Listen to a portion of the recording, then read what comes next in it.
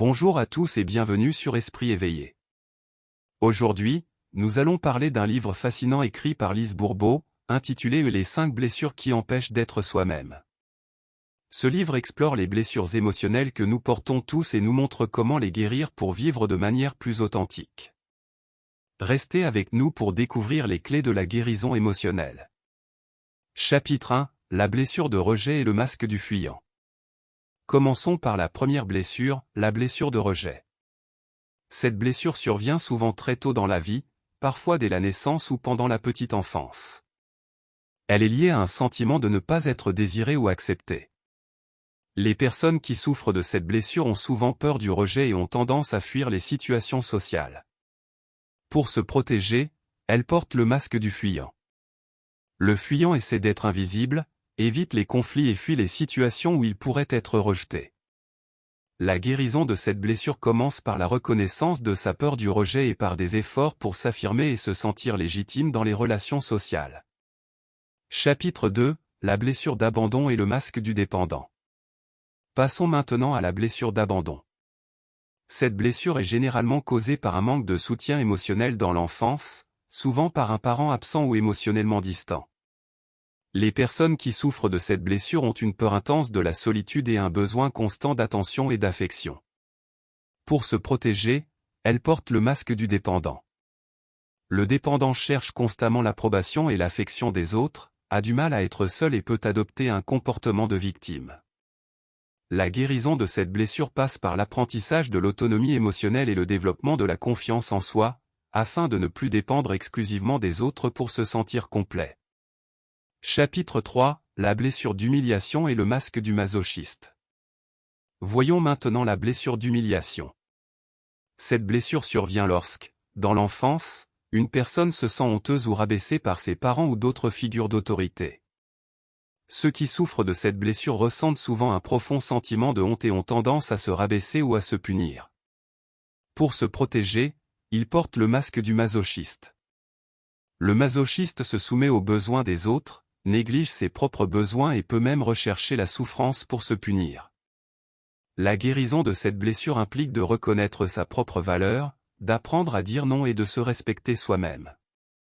Chapitre 4, la blessure de trahison et le masque du contrôlant. Passons à la blessure de trahison.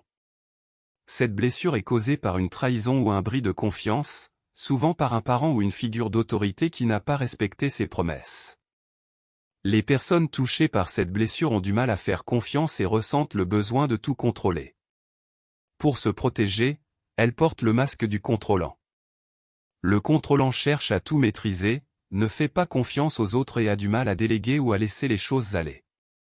Pour guérir de cette blessure, il est crucial de travailler sur la confiance en soi et en les autres, et d'apprendre à lâcher prise et à accepter l'incertitude.